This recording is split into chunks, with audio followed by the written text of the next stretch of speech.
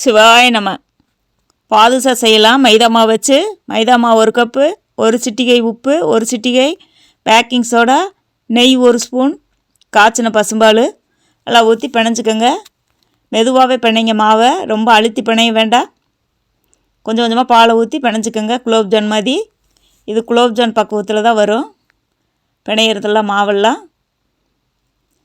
கடைசியாக தயிர் 2 ஸ்பூன் ஊற்றி பிணைஞ்சிக்கோங்க. கையிலே பிச்சு விட்டு பிணைங்க. கல்லில் போட்டு அடித்து எடுக்க வேண்டாம், கல் மாதிரி ஆயிரும். பாதுஷா அப்போ தான் நல்லாயிருக்கும். ஒரு 2 மணி நேரம் நல்லா ஊறட்டும் மாவு. இப்போ பாவு காய்ச்சலாம். 1/2 டம்ளர் தண்ணி, 1 டம்ளர் சர்க்கரை, அரை எலுமிச்சம்பழம், 1 ஸ்பூன் ஏலக்காய் தூள் எல்லாம் போட்டு நல்லா ஒரு கம்பி பதம் வர்ற வரைக்கும் காய்ச்சி எடுத்து வச்சுருங்க. ஆறட்டும் நல்லா பாவு. இந்த பக்கம் மாவு நல்லா ஊறிடுச்சு. இப்போ